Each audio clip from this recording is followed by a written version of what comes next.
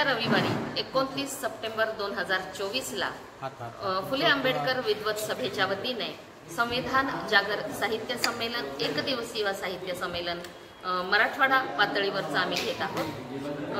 या परिसंवादाचे उद्घाटक माननीय अंजलीताई आंबेडकर आहेत। त्यानंतर स्वागताध्यक्ष माननीय डॉक्टर प्रमोद दुथडे सर आहेत आणि या संमेलनाचे अध्यक्ष माननीय श्याम तांगडे जी आहेत, अंबेजोगाई ज्येष्ठ साहित्यिक।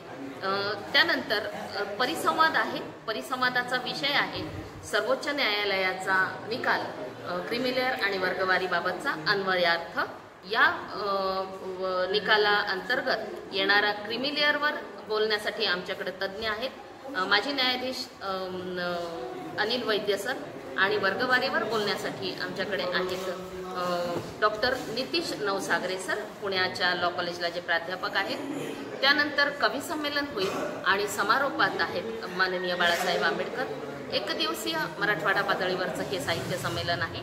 आपण सर्वांनी या संमेलनात सहभागी व्हावं असं आम्ही फुले आंबेडकर विद्वत सभेच्या वतीनं आवाहन करत आहोत।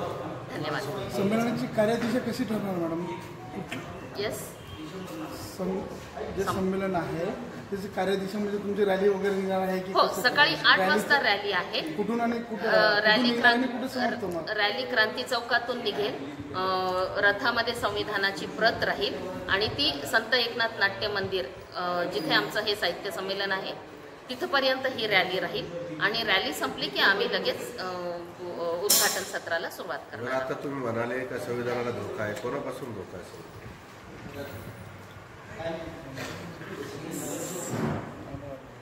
हो ना, ते म्हणायचं का ते परत राजकीय येतो। मनुवाद्यांपासून या संविधानाला धोका आहे। बरेच 2014 पासून जो मोदी सरकार आलेली आहे तेव्हापासून भारतामध्ये आंदोलन संमेलन चालू, भाजप विरोधी घटना घडत आहेत आणि याच्याकडे कसं बघतात? कशी लढाई लढणार? काय म्हणालात परत एकदा? याच्याकडे कसं बघतात?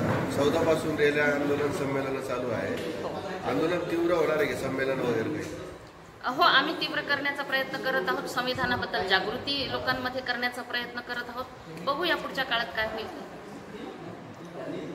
आमचा दृष्टिकोन काय होते का, 90-91 वर्षे रशियामध्ये एकच सरकार, साम्य सरकार होतं, परंतु पाहता पाहता एवढी महासत्ता 1990-91 नंतर कोलॅप्स झालेली, लक्षात ठेवा। आणि इथे तर एवढी विषमता आणि विविधता आहे आणि सर्वांना आपल्याला संविधान ठेवतं टिकून ठेवतं। गेली 75-76 वर्षे संविधानामुळे आपण एकत्र आहोत। उद्या जर संविधानात धोका आला तर किमान आपल्याकडे 5000च्या वर जाती आहे। प्रत्येक जाती समूहाने एक आपलं अस्तित्व सिद्ध केलं, किती तुकडे होतील या देशाचे? आणि हे होऊ नये, भारत हा एकसंघ देश राहिला पाहिजे आणि संविधान हे प्रमुख राहिलं पाहिजे। याचा आम्ही म्हणजे विद्वत सभा जी आमची आहे याच्यावर भर देणार आहे आणि आमचं संमेलन विद्वान जेवढे विद्वान आहे तुम्ही अशा प्रकारे अभ्यास करा, अन्वयार्थ लावा, विश्लेषण लावा आणि सर्वसामान्य माणसांना तुम्ही सांगा, हा आमचा या माझा प्रयत्न राहणार आहे। आणि म्हणून हे बिगर राजकीय आहे, फक्त संविधान जागृत आहे। संविधानामुळे तुम्ही आम्ही सुरक्षित आहोत, संविधानामुळे आपला धर्म, आपल्या परंपरा सुरक्षित आहे आणि सेक्युलरिझम जो आहे, सेक्युलरिझम संविधानामुळे आहे।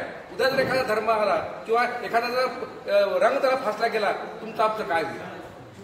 आणि हे होऊ नये, प्रतिरशिया होऊ नये आणि यासाठी भारत हा एकसंघ राहायला पाहिजे, महासत्ता झाला पाहिजे आणि म्हणून आमचा हा जाणीवपूर्वक प्रयत्न आम्ही करत आहोत। संविधानावरती देश चालतो, ही मोठी शोकांती आहे की आज संविधान जागर आपल्याला जे संमेलनाचं आयोजन करायला गरज पडते, याच्याकडे कसं बघता आपण? तो संभ्रम निर्माण झालेला आहे ना लोकांमध्ये। सध्याचा जो सर्वोच्च न्यायालयाचा निकाल आहे तो चांगला आहे वाईट आहे अशा पद्धतीनं तो संभ्रम निर्माण झालेला आहे। संविधानातील नेमक्या तरतुदी काय आहेत आणि त्याचा कशा पद्धतीनं अन्वयार्थ आहे ह्या माध्यमातून आम्ही ते संविधानाची जागृती करत आहोत आणि ती आवश्यक आहे। आपलं नाव? मी डॉक्टर प्रज्ञा साळवे, फुले आंबेडकर विद्वत सभेचे मराठवाडा विभागीय अध्यक्ष। आमच्यासोबत आहेत रतनकुमार साळवे, फुले आंबेडकर विद्वत सभेचे पदाधिकारी आहेत। प्राध्यापक भारत शिरसाट आहेत, फुले आंबेडकर विद्वत सभेचे पदाधिकारी। प्राचार्य यशवंत खडसे सर आहेत आणि यशवंत धनराज भोंडाणी सर आहेत। आणि